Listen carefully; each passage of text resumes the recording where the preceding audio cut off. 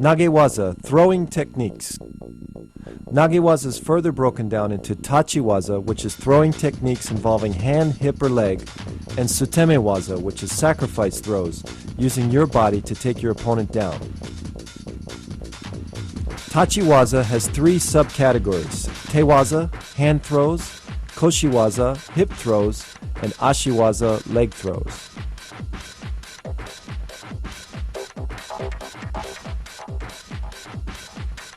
Taotoshi, side body drop. This was the foundation throw of all my throws in competition. The key to Taotoshi is keeping your wrists relaxed and flexible, so when you snap them up, your opponent comes off balance. Try not to worry about where your feet are placed. Just worry about pulling your opponent off balance and turning as fast as you can. Again, let's look at the footwork. My left foot goes across his ankle and I pull my opponent over my foot. Again, as I set my opponent up, it's important to snap my wrists in order to create that kazushi or off balancing. Then I follow through. Remember, the key to throwing for ippon or full point is to use your whole body, not just your arms or legs, but your whole body committed 100%.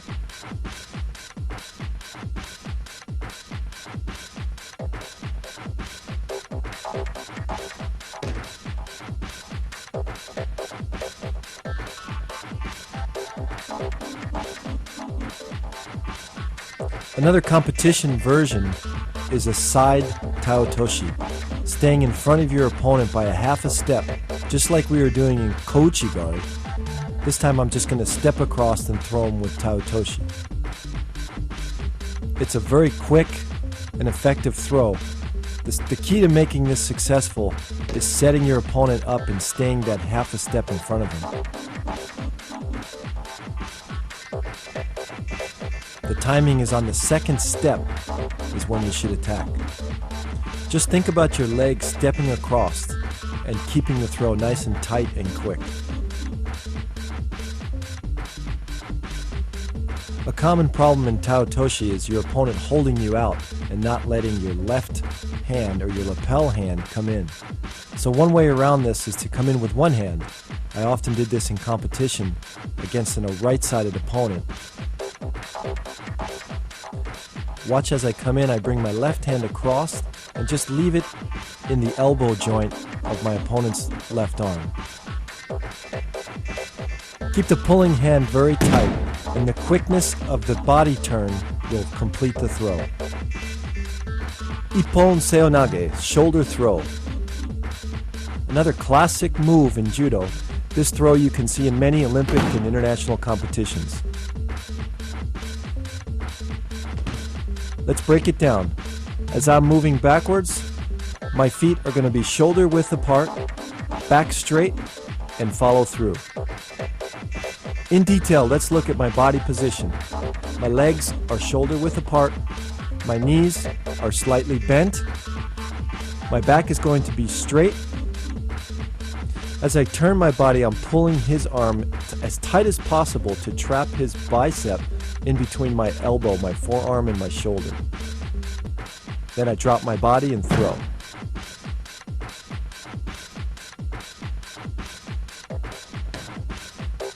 Again, my shoulder should be about the same height as his shoulder. I don't want to drop too low, otherwise his arm's going to come across my neck. In slow motion, I come in, turn, and throw. Let's look at it from a moving angle, the timing of it. As he steps forward, my body is twisting and turning into position. I create the off-balancing or timing by pulling him forward with my right hand. Again, the positioning of my legs should be about shoulder width apart. My left hand also is pulling forward to off-balance him. Let's look at it from a different angle. Notice how I pull him as tight as possible and then turn. There should not be any space in between my shoulder and his chest.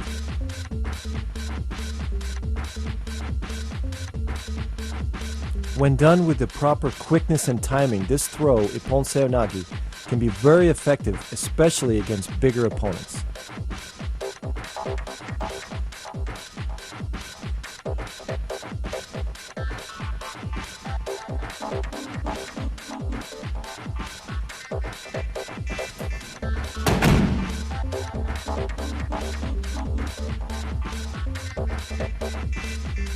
Morote seonage, shoulder throw. The difference between morote and ippon seonage are only the fact that my left arm is curling underneath his armpit as opposed to letting go and coming straight under the arm. Notice that my feet are slightly overturned. This is to create a little bit more torque. Again, you watch both feet are pointing a little bit to the right. A key point to remember is try to keep your wrist as straight as possible, because when you bend your wrist, it becomes a weaker throw. The follow-through is all the same. You notice my right hand is pulling my opponent up, my left pinky's turning out. This is to create more of that off-balancing, which is needed in all judo moves. Try to bend as low as I can to come underneath his belt or center of gravity. Let's look in slow motion at the timing. Notice my right hand pulling his leg forward. As he steps forward, I twist in for the throw.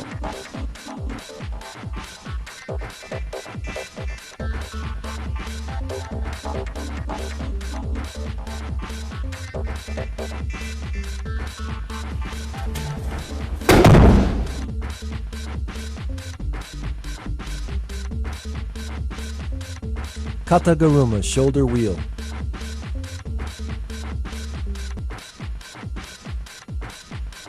Kataguruma, surprisingly, is a hand technique. And what that means is your hands or wrists basically create the opening or the off-balancing as your body drops underneath.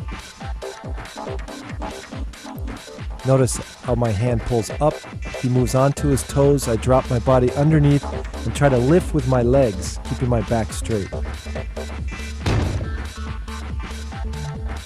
Let's look in slow motion.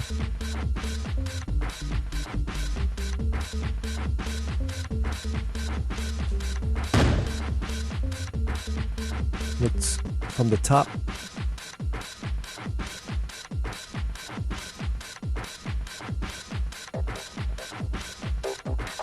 Now let's look at a more competitive version of Kataguruma.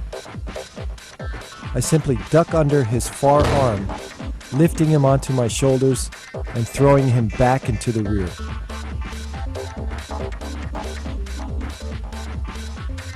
My opponent's got a far right-sided grip, so basically I'm ducking under his other arm and taking him off balance in the direction that he's already leaning toward.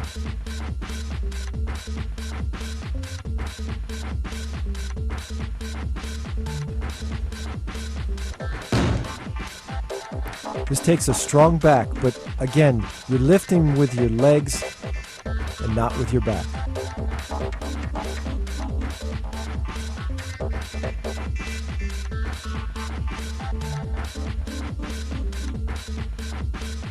Another competitive version of Kataguruma is to surprise my opponent by simply dropping underneath his center of gravity. As I follow through, I extend my arm and come into the pin. Remember to pull with your right arm as you drop underneath and finish the throw.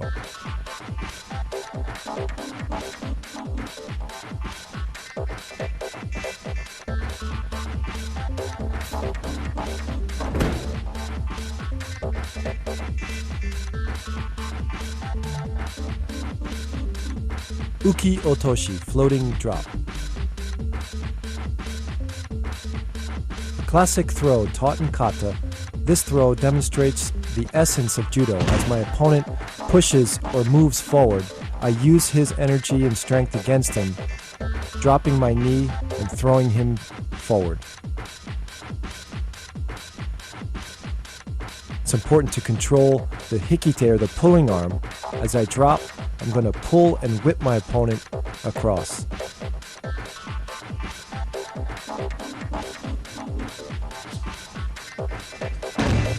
Again, as he steps, is the correct timing to drop my knee down and whip him across. To apply this technique in competition, push your opponent backwards so he reacts and pushes forward. At that moment, turn quickly, thrusting your elbow into his armpit and pulling down with your hikite or pulling arm.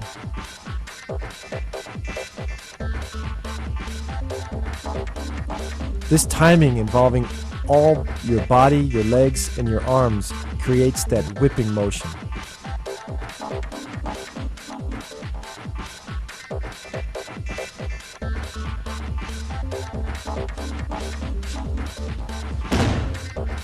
This throw is difficult and uses a lot of timing.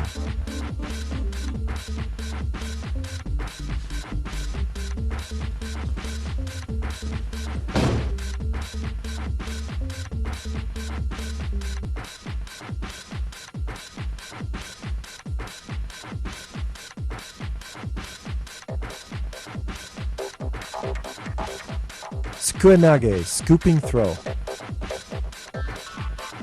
This is often used as a counter to uchimata in competition. As the person enters, block first, and then with your knees bent and your back straight, pick him straight up and straight down. It's important to control him with your left hand on his lapel. As you block him and pick him up, my left hand is controlling and then pulling down at the last second.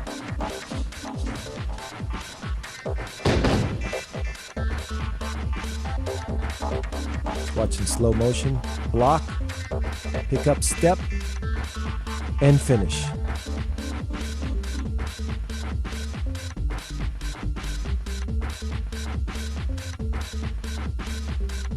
Notice I use my right knee to drive straight up in the air to help lift him.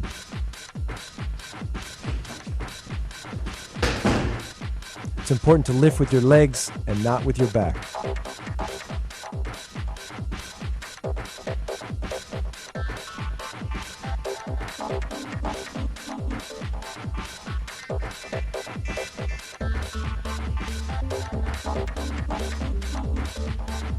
Sumiotoshi, corner drop.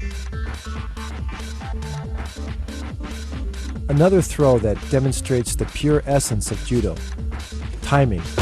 As my opponent is moving forward, I'm going to use the correct timing to switch directions and throw him backwards.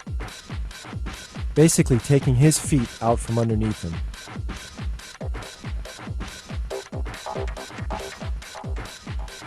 This is all done with control of the upper body and my wrists.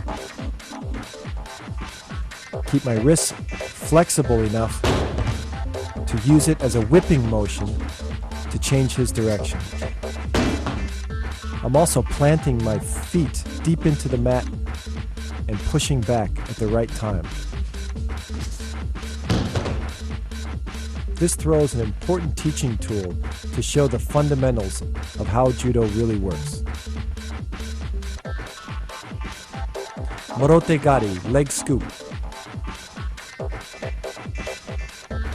In this technique, I surprise my opponent by dropping my body below his center of gravity and scooping up his legs.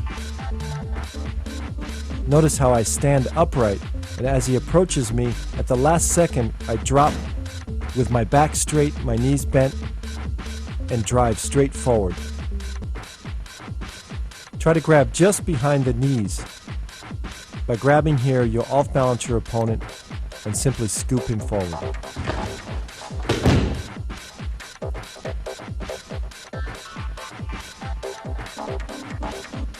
Let's look at it from the top.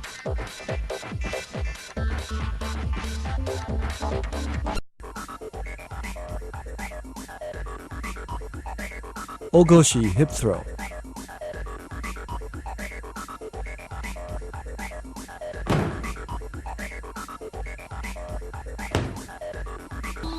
one of the first moves we learn as a beginner in Judo. Ogoshi teaches you to lift with your legs and not your back.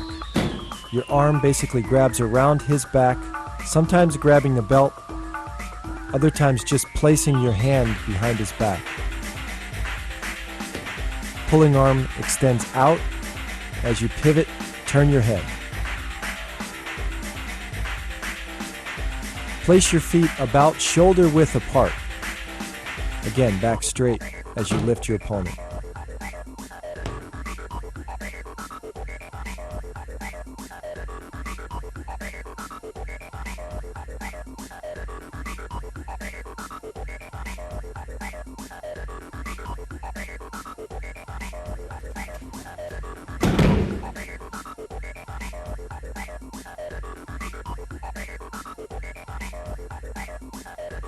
Ukigoshi, floating hip throw. This is one of the foundation throws of Judo. When I was training in Japan, the high school kids used to train an hour on this throw each day. Let's look at the hip placement. Notice my body is to the right side of his body. I'm not directly in front of him. My right hand is pulling him off balance as I turn in and create the throw. My left hand is placed about the middle of his back.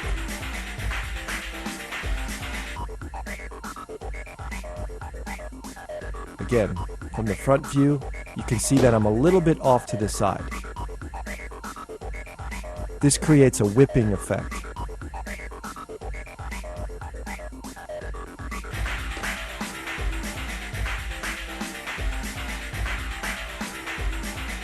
Now let's look at it as I'm moving into the opponent. Okay, I take a deep step with my left, and my right comes back, lifting my opponent as I'm turning. This is pure timing. Now in a different angle as I'm moving back, as his left foot comes forward, that's the time that I turn. Timing is essential in this throw.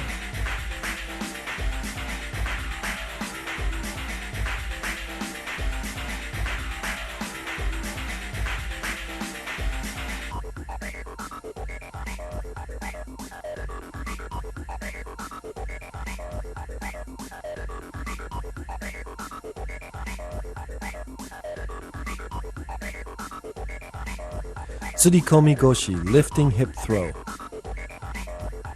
Another classic technique that every beginner should learn first. Most important is my body position. As I pull my opponent off balance using both my left hand and my right hand, again, my feet are shoulder width apart, and my knees bend, but my back stays straight. And then I lift my opponent when my knees come up. The left lapel does all the controlling. Okay, look at my left hand, the way I lift it up. When I lift my left hand up, he comes to his toes. That creates kazushi, or off balancing. Again, the left hand positioning or the left elbow positioning is against his chest.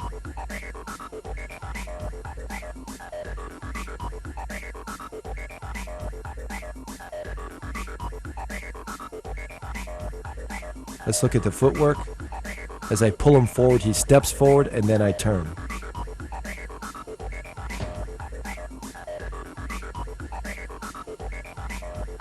It's sometimes a difficult position to get into, and beginners often feel like they're off balance when they're practicing this move.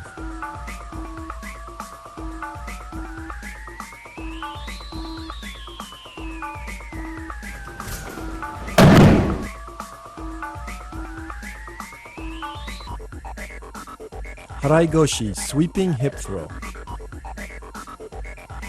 This throw is often used by tall fighters because their legs are long and they're able to sweep out their opponent's legs at ease. The timing is similar to like a koshiguruma or any other hip throw. When your opponent steps forward, you turn and kick out your left leg which sweeps out your opponent's legs. Again, the key to all hip throws are really in the off-balancing or the pulling.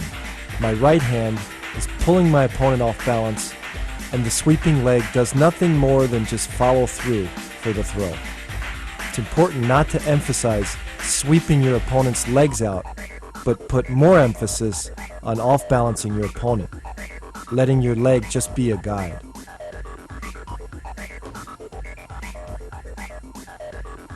Let's watch in slow motion.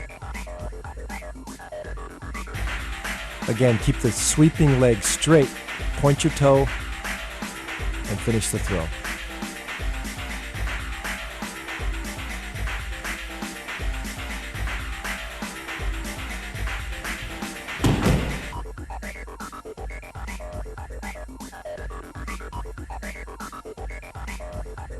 Hanegoshi, spring hip throw.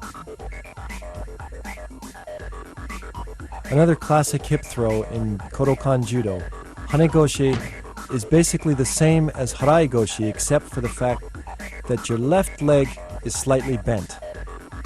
In Haraigoshi, it's fully extended, sweeping both legs out. In Hanegoshi, it's slightly bent and placed on the inner thigh or knee area of your opponent. The steps are the same. As my opponent follows my foot back, I step in and turn.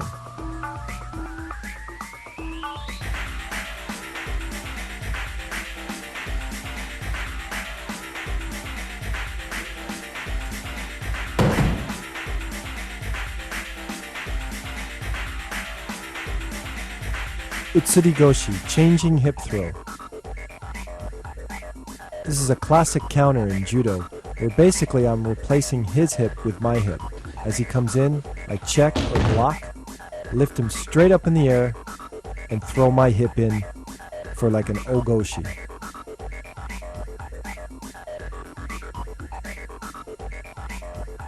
Posture is really important.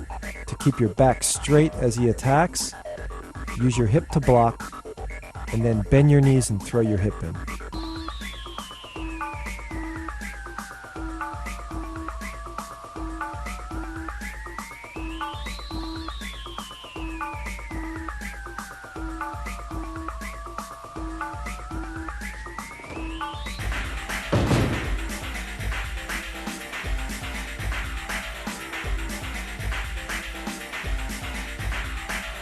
My pulling hand is very important also to control his body.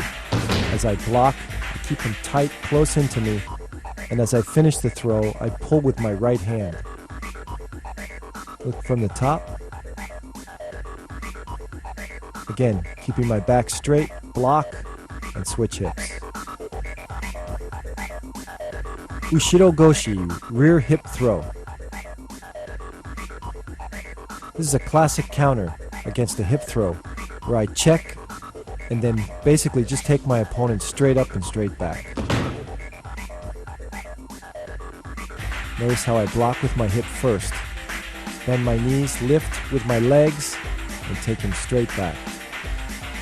This works well against a person who's a little bit taller than you because you're able to get underneath him easier.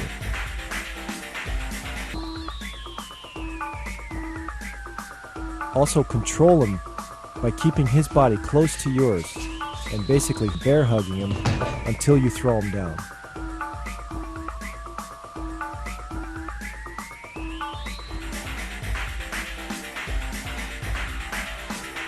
Again, keep my back straight.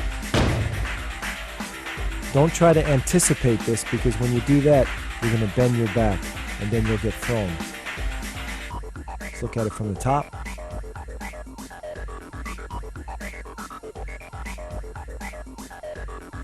Straight up, and straight down. Tsurigoshi, lifting hip throw.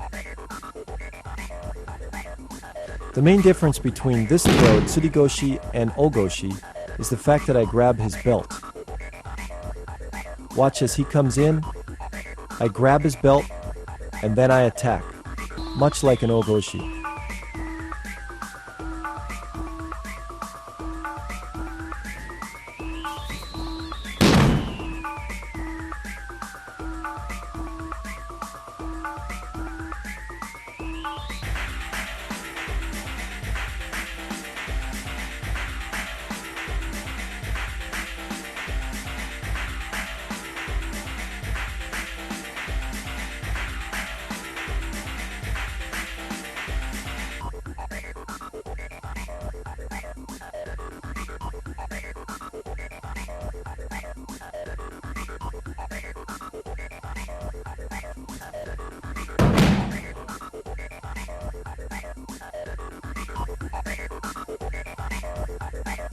Another variation is to pull my opponent down and grab his belt from over his shoulder.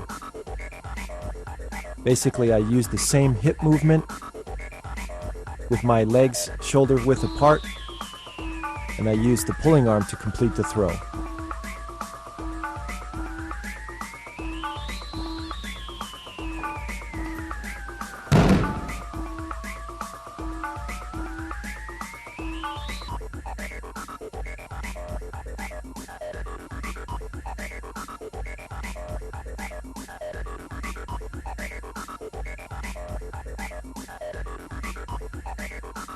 Let's look at it from the overhead.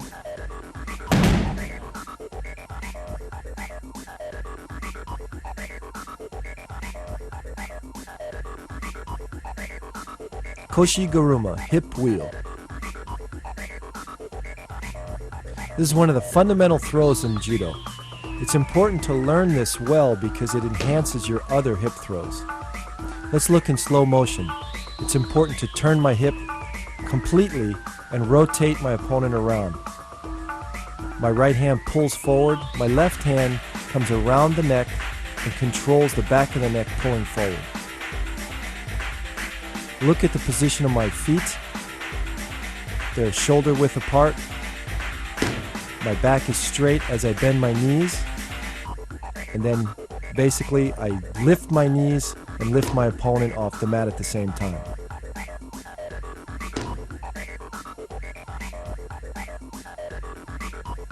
Look in slow motion again. Proper positioning and then explode. By doing many uchikomis in Koshi-guruma, this improved my uchimata and also my harai goshi.